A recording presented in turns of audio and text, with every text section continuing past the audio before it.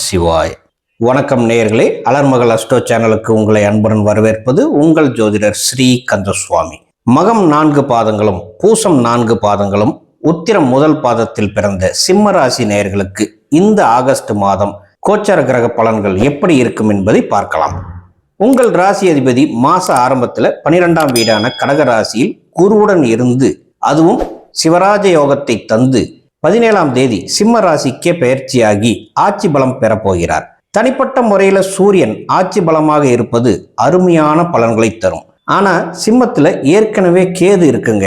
அதோட சூரியன் இணையும் போது அங்கே கிரகணம் உருவாகுது. அதனால சூரியன் பவர் குறைந்து காணப்படும். 8ஆம் வீட்டுல சனி வக்கரமாகி குருவுடைய பார்வையினால சுபத்துவம் ஆவதால ஒரு புறம் உங்களுக்கு இருந்து வந்த அஷ்டம சனி பிரச்சனை குறைஞ்சிடும். ஆனா வருமானத்திற்கு அத்தியாவசியமான சுக்கிரன் நீசமாகி வரவுஸ்தானத்துல சனி மற்றும் செவ்வாயுடைய பார்வை வாங்கி இந்த மாதம் முழுவதும் இருக்கும்.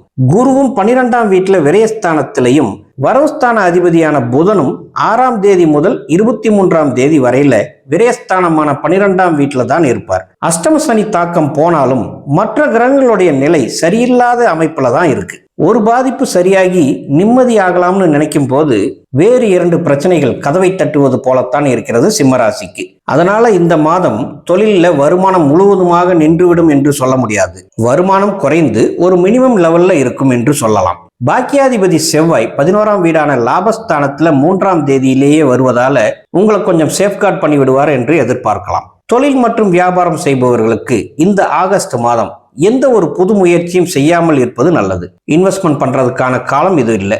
அது மட்டும் இல்லாம கூட்டு தொழில் செய்யறவங்களுக்கு உங்கள் கூட்டாளிகள் கிட்ட தொழில் விஷயமாக வெளிப்படையாகவே இருப்பது ரொம்ப நல்லது. பிசினஸ் செய்யறவங்களுக்கு சொல்லிக்கிற மாதிரி கோச்சாரத்துல பெரிய பெனிஃபிட் எதுவும் காணப்படல. வேலைக்கு போகும் சிம்மராசி நேயர்களுக்கு 6ஆம் அதிபதி சனி வக்கர நிலையில 8ஆம் வீட்டுல இருக்கு. 10ஆம் அதிபதி சுக்கிரனும் 2ஆம் வீட்டுல நீசம். இதையெல்லாம் வச்சு பார்க்கும்போது வேலையில ஸ்டெபிலிட்டி குறைவாக இருக்கு. தயவு செய்து வேலையை விட்டு புது வேலைக்கு மாறலாம் என்று எந்த ஒரு முடிவும் எடுக்காதீங்க. நிறைய சிம்மராசிக்காரங்க இருக்கும் வேலையில பிரச்சனைகளோட பாலிடிக்ஸ் பண்றாங்க. ஒரு முன்னேற்றமே இல்லை. எனக்கு 6 மாசத்துக்கு பின்னாடி சேர்ந்தவங்களுக்கெல்லாம் சேலரி ஹைக் அல்லது ப்ரமோஷன் கிடைக்குது. நான் நல்லா பர்ஃபார்மன்ஸ் பண்ணாலும் எதுவும் முன்னேற்றம் இல்லை. கேட்டாலும் ஏதாவது ஒரு பதில் தராங்க என்று ரொம்ப கடுப்பான நிலைதான் காட்டுகிறது. சிம்ம லக்னமாக இருந்தாலும் சிம்ம ராசியாக இருந்தாலும் நிறைய பேருக்கு இந்த பிரச்சனை இருக்குங்க. நான் கோச்சார நிலையை வைத்து சொல்றது என்னன்னா, தயவு செய்து வேலையை ரிசைன் பண்ணிடாதீங்க. புது வேலை உடனே கிடைக்க வாய்ப்பில்லை. படிச்சு முடிச்சு புது வேலை தேடுபவர்களுக்கும் ஏற்கனவே வேலையை விட்டுட்டு புது வேலைக்கு தேடுபவர்களுக்கும் ரொம்ப பொறுமை வேண்டும். கோச்சாரத்தை காட்டிலும் உங்கள் ஜாதகம் நல்லா இருந்தா ஒருவேளை உங்களுக்கு ஒரு வேலை கிடைச்சிடும். மற்றவர்கள் டென்ஷன் ஆகாம பொறுமையாக வேலை தேடுவது சிறப்பு. இதுவே வெளிமாநிலம் வெளிநாட்டில் சென்று வேலை செய்பவர்களுக்கு குரு உச்சமாகி 12ஆம் வீட்டுல இருப்பதாலும் செவ்வாய் லாபஸ்தானத்தில் இருப்பதாலும் வேலை பளு இருந்தாலும் வேலையில வளர்ச்சியும் வருமானத்திற்கும் குறைவு இருக்காது. பொருளாதாரம் என்று பார்க்கும்போது இந்த ஆகஸ்ட் மாதத்தில் வரவை காட்டிலும் செலவுகள் கூடுதலாக காணப்படுகிறது. தேவையற்ற ஆடம்பர செலவுகள், கோயில் சுற்றுலா செல்லும் செலவுகள், வீடு புனரமைப்பு செலவுகள், வீடு கட்டும் செலவுகள், குடும்ப சுப நிகழ்ச்சிக்கான செலவுகள், மருத்துவம் மற்றும் குழந்தைகளின் கல்வி செலவு என்று ஏகப்பட்ட செலவுகள் நிறைந்த மாதமாக காட்டுகிறது. அதனால முடிந்த வரைக்கும் ஆடம்பர செலவுகளை குறைத்து கொண்டு பட்ஜெட் போட்டு மாதத்தை கடத்துவது நல்லது. குடும்பம் மற்றும் குடும்பம் சம்பந்தப்பட்ட விஷயங்களை பார்க்கும்போது குடும்பஸ்தான அதிபதி புதன் 22ஆம் தேதி வரையில விரயஸ்தானத்தில் இருந்து பிறகு ராசிக்குள் வருவதால மாத ஆரம்பத்துல குடும்பத்தில் இருக்கிறவங்களுக்கு கொஞ்சம் செலவு செய்ய வேண்டி இருக்கலாம். அதுவும் சூரியன் கேதுவுடன் சேருவதால தந்தைக்கு மருத்துவ செலவாக வரலாம். 4ஆம் வீடான சொத்துஸ்தான அதிபதி செவ்வாய் 11ஆம் வீட்டுல இருந்து 5ஆம் வீட்டை பார்ப்பதால உங்கள் குழந்தைகளின் படிப்பு செலவாக கூட இருக்கலாம். குழந்தைகளுக்கு ஏதாவது பொருள் அல்லது படிப்புக்காக கம்ப்யூட்டர் அல்லது செல்போன் செலவாக கூட இருக்கலாம். அல்லது வண்டி வாகனம் வாங்கி கொடுக்கவும் வாய்ப்பு இருக்கு. இன்னும் சிலருக்கு பழைய கடனை அடைப்பதற்கான செலவாகவும் இருக்கும். அல்லது பூர்வீக ஊரில் ஏதாவது இடமோ வீடோ வாங்க வாய்ப்பும் வரும். 4ஆம் இடத்தை குரு பார்க்குது 5ஆம் பார்வையாக. உங்கள் தாயின் உடல் நலம் ஆரோக்கியமாகும். உங்க பேர்ல ஏதாவது சொத்துக்கள் வாங்குவீங்க. அம்மாவுக்கு நீங்க ஏதாவது ஒரு உதவி செய்வீங்க. தாய் மற்றும் தாய் வழி உறவினர்கள் மூலமாக உங்களுக்கும் ஆதாயம் உண்டாகலாம். அதற்கும் வாய்ப்பு இருக்கு. செவ்வாய் லாபஸ்தானத்திலிருந்து 2ஆம் வீடான வரவுஸ்தானத்தை பார்க்கிறது. தந்தையால் வருமானம், பூமியால் வருமானம், வாடகை பணமும் வசூலாகும். 2ஆம் வீட்டில் சுக்கிரன் இருப்பதால மனைவி பேரில் மனைவிக்காக ஏதாவது ஒரு பொருள் வாங்கி தருவீங்க. சுக்கிரன் நீசமாக இருப்பதால மனைவியின் ஆரோக்கியத்திற்காகவும் செலவு செய்வீங்க. திருமண பந்தத்தை பார்க்கும்போது தம்பதிகளுக்குள் சின்ன சின்ன சண்டைகள், மனஸ்தாபங்கள் வர வாய்ப்பு இருக்கு. பெண்களாக இருந்தால் சுக்கிரன் குடும்பஸ்தானத்துல நீசமாவதனால குடும்ப உறுப்பினர்களால பிரச்சனைகள் வரலாம். அதனால புகுந்த வீட்டுல உள்ள நபர்களுடன் அனுசரித்து போவது நல்லது. திருமணம் ஆகாதவர்களுக்கு திருமண பேச்சு எடுக்கலாமா? எஸ், தாராளமாக எடுக்கலாம். சனி கிரகம் குருவின் பார்வையில இருக்கு. அதனால பாதிப்புகள் எதுவும் இல்லை. காதல் வாழ்க்கை என்று பார்க்கையில் 5ஆம் வீட்டுக்கு அதிபதியான குரு 12ஆம் வீட்டுல இருக்காரு.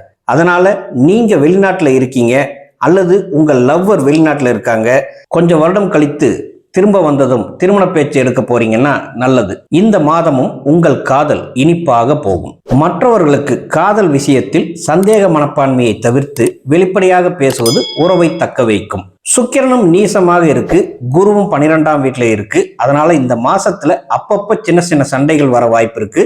சந்திக்கும் போதெல்லாம் பொறுமையை கையாள்வது சிறப்பு. அடுத்து சிம்ம ராசி மாணவர்களுக்கு 12ஆம் இடத்துல குரு புதனுடன் சேர்வதால மேல் படிப்பு படிக்கும் மாணவர்களுக்கு, ஆராய்ச்சி படிப்பு படிப்பவர்களுக்கும், வெளிமாநிலம் அல்லது வெளிநாட்டில் படிக்கும் மாணவர்களுக்கும் இந்த ஆகஸ்ட் மாதம் சிறப்பான மாதமாக இருக்கும். 9ஆம் இடத்து செவ்வாயும் லாபஸ்தானமான 11ஆம் இடத்துக்கு வருவதால நுழைவுத் தேர்வுகள் மற்றும் போட்டித் தேர்வுகளுக்கு தயாராகும் மாணவர்களுக்கு சிறப்பான பலன்கள் கிடைக்கும். புதிதாக வெளிநாடு சென்று படிக்க முயற்சிக்கும் மாணவர்களுக்கும் இந்த மாதத்தில் நல்ல செய்திகள் தேடி வரும். பொதுவாக செவ்வாய் 11ஆம் இடத்துல இருந்து 2ஆம் வீடான வாக்குஸ்தானத்தை பார்ப்பதால் பேசும் வார்த்தைகளில் சற்று கடுமை வெளிப்படும். சிம்மராசியில் பிறந்தவர்களுக்கு சூரியனுடைய ஆளுமை ஏற்கனவே அதிகமாக இருக்கும். அதோடு செவ்வாயின் வலிமையும் சேரும்போது சில நேரங்களில் உங்களையும் அறியாமல் வாய் சண்டை ஏற்படலாம்.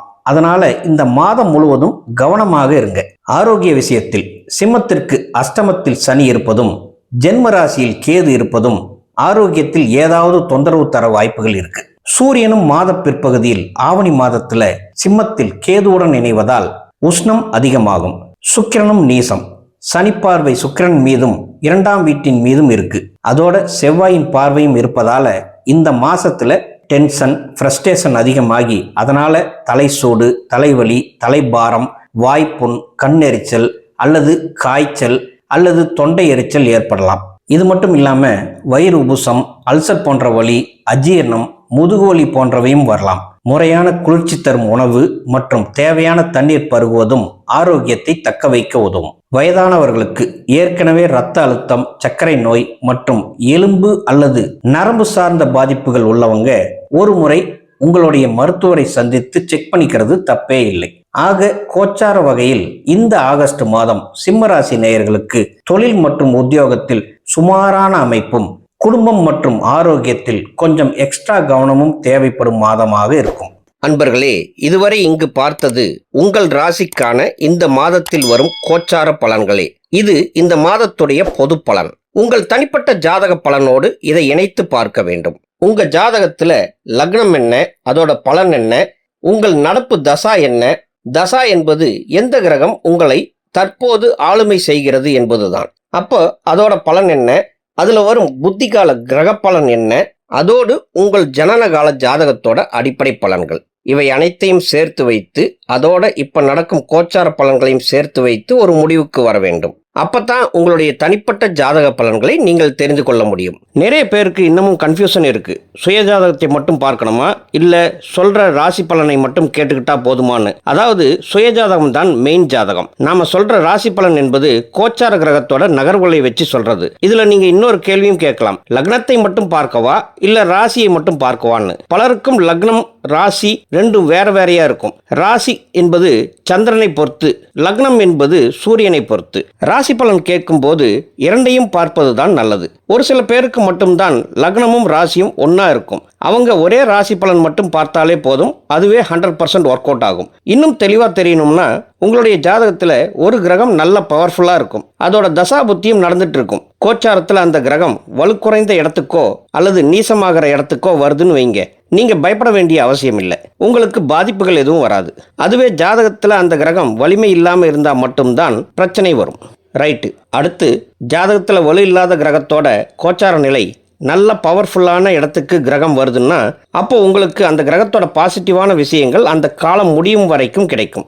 குரு இப்போ கோச்சாரத்தில் உச்சத்தில் இருக்கார். பலருடைய ஜாதகத்தில் குரு நீசமாகியோ ரிஷபம் மற்றும் துலாம் ராசியில் பகையாகவோ இருக்கும் பட்சத்தில் இந்த காலத்தில் குருவுடைய நல்ல பலன் உங்களுக்கு கண்டிப்பாக கிடைக்கும். இதை தெரிஞ்சுக்கிட்டாலே போதும். அடுத்து ராசி பலனில் லக்னத்துக்கு நான் பலன் சொல்லும்போது லக்ன ராசிக்கு இந்த மாதத்தில் பலன் சரியில்லை.